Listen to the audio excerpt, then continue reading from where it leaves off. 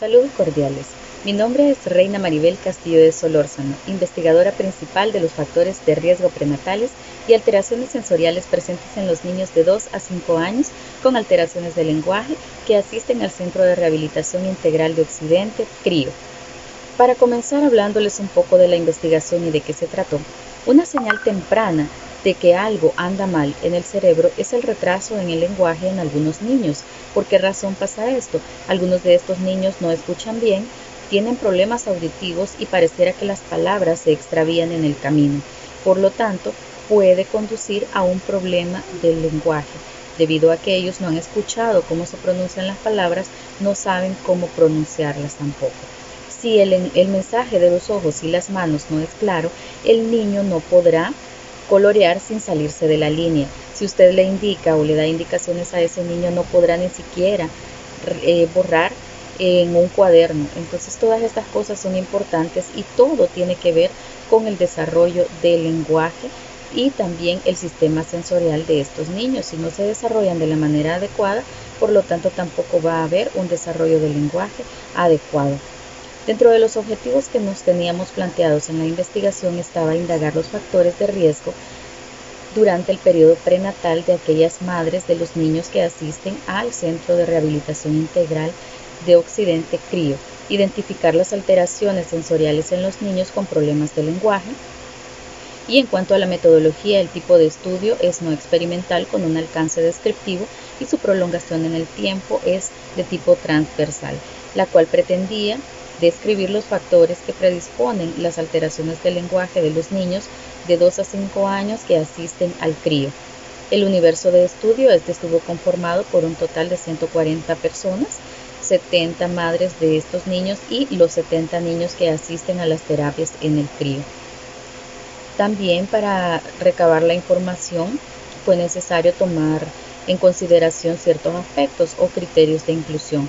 Niños que tuvieran un diagnóstico de alteraciones del lenguaje, niños entre las edades de 2 a 5 años, pacientes que asistan a terapias con sus mamás, madres de estos niños que firmen el consentimiento informado y que los acompañen a las terapias, representante legal del niño o niña que asista a la terapia con este niño y que acepte firmar el consentimiento informado y, aparte de esto, que esté de acuerdo y que conozca la historia prenatal de la madre. Criterios de exclusión que también se tomaron en consideración: aquellos niños que tienen un diagnóstico de base y que no ingresaron por las alteraciones del lenguaje a las terapias en el CRIO, pacientes que se ausenten durante el periodo del estudio, madres que no acepten firmar el consentimiento informado o representantes legales que no estén de acuerdo en firmarlo. Y en cuanto a los métodos de recolección de datos, acá para la investigación se utilizaron dos técnicas, la encuesta y la observación. Para la encuesta tuvimos 20 ítems o 20 preguntas cerradas para la identificación de los factores prenatales para las madres. Y en el caso de los niños hubo 17 aspectos que se evaluaron en donde se involucraban o intervenían ciertos factores del desarrollo motriz o sensorial de los niños. Estos instrumentos fueron validados por especialistas en el área, tanto en ginecología como en el área de fisioterapia. Además de ello, también se administró o se realizó una prueba piloto para validar ese instrumento con 2 madres que no estaban en el estudio y con otras personas que tampoco estaban dentro de la investigación. Por lo tanto, la muestra no se vio afectada en ningún momento. En cuanto al manejo de los resultados, acá utilizamos datos estadísticos descriptivos como frecuencias y porcentajes en relación a las variables en donde interesaba determinar la prevalencia de factores de riesgo prenatales y las alteraciones sensoriales como variable independiente. Se recabó toda esta información mediante estos 2 instrumentos antes mencionados. Dentro de los aspectos éticos de la investigación, acá el protocolo fue pasado y revisado por el Comité de Ética de la institución para la cual laboramos, que es la Universidad Autónoma de Santa Ana. Este comité fue el encargado de velar porque se cumplieran todos los aspectos relacionados con la investigación y contenidos en la Declaración de Helsinki, como lo son los 5 principios éticos de las investigaciones y, aparte de esto, la ley Lepina en el decreto 839 que declara como responsables a aquellas personas que tengan bajo su responsabilidad el cuidado de niños, niñas o adolescentes y madres que se encuentren en el debido momento y encargados para poder firmar el consentimiento informado. Acá se respetaron los principios de autonomía, beneficencia, no maleficencia, justicia y sobre todo la confidencialidad de la información. En cuanto al análisis de los datos, acá, en cuanto a la edad de la madre, un 28.6% de madres estaban arriba de las edades de 30 años, sufrieron complicaciones el 52.9% de ellas, hubo prematurez en el 17% de los niños. Cabe destacar que el 92.9% de estas madres en total sí cumplió con sus controles prenatales y solamente el 7.1% no. Sin embargo, hubo el 12.9% de niños que tuvieron exceso de peso, pesando más de 8 libras al nacer y dentro de los parámetros del 86.11% niños que pesaron menos de 5 libras hasta 8 libras.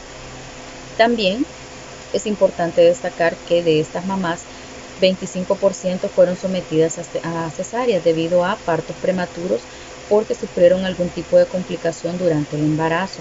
Algo bien importante que se detalla acá es que tuvieron problemas por infecciones de vías urinarias y estuvieron sometidas a tratamientos durante los primeros meses de embarazo. Algunas de ellas en el segundo trimestre, lo que repercutió en el embarazo y que su bebé naciera prematuro, entre las 32 y 34 semanas, por lo que nacieron con hipoglucemia. Algunos de estos niños tuvieron problemas al nacer y no respiraban. Otros de estos niños nacieron con problemas de glucosa, algunos baja, otros elevada, y las madres habían sufrido de preeclampsia durante el embarazo de ese niño que asiste a las terapias. El 4.3% padeció chikungunya y eso es un factor relevante debido a que esto influye también en los partos prematuros y en las alteraciones que los niños puedan presentar en su desarrollo. También con respecto a los medicamentos, muchas de las mamás no recordaban qué medicamentos habían tomado, sin embargo mencionaron que habían estado ingresadas por infecciones de vías urinarias y que se les había administrado antibióticos. Otras madres relacionaron e indicaron que habían tomado gentamicina y que se les había administrado gentamicina intravenosa porque tenían infecciones de vías urinarias recurrentes y habían tenido más de 2 amenazas de partos prematuros o más de 2 amenazas de aborto de ese niño. También en cuanto al estrés al que estuvieron sometidas, muchas de las madres refirieron que habían estado sometidas a estrés por problemas económicos, a violencia intrafamiliar, a estrés laboral porque en su periodo prenatal siguieron laborando y tenían que desplazarse grandes distancias, lo que les generaba u ocasionaba estrés. Luego también cuando realizamos la observación a estos niños pudimos observar en las alteraciones sensoriales que de estos niños, de los 70 observados, el desarrollo sensorial sabemos que es fundamental para la aparición del lenguaje. Si no hay un buen desarrollo sensorial, el lenguaje tardará o no aparecerá en la etapa en la cual está establecida que lo haga. Sin embargo, estos niños saltaban en un pie el 33%, los demás no. Mantiene una postura en actividades motoras gruesas, 89% de los niños sí, el 11% no. Sensibilidad peribucal, 60% sí, 40% no. Discriminación auditiva, 90% sí discriminaban los sonidos, el 10% no. Cabe destacar que de ese porcentaje de niños que tuvieron esas complicaciones sensoriales o alteraciones, son aquellos niños que son producto de partos prematuros y de que las madres tuvieron infecciones de vías urinarias a repetición y fueron tratadas con antibióticos durante el embarazo. Para ello también, como conclusiones, ya para finalizar, existen diferentes teorías en las cuales menciona que el desarrollo del lenguaje es importante para todos aquellos niños, para la inserción a la sociedad y para la inserción que estos van a tener también en la escolarización. Esto puede afectar el desarrollo y la comunicación que ellos tengan entre pares o entre sus compañeros, por lo que pueden sufrir algún tipo de discriminación. Los principales factores de riesgo prenatales a los que estos niños estuvieron expuestos durante el embarazo fue el estrés laboral, amenazas de aborto, infecciones de vías urinarias, estuvieron las madres siendo tratadas con antibióticos durante el embarazo, y después de analizar la variable de alteraciones sensoriales en la población de estudio, se identificó deficiencias en el desarrollo propioceptivo, poca discriminación auditiva y sensibilidad peribucal, y cada uno de estos factores influyen en el buen desarrollo del lenguaje, dificultando las relaciones sociales e integración adecuada de estos niños a la sociedad y a la vida escolar. Feliz tarde.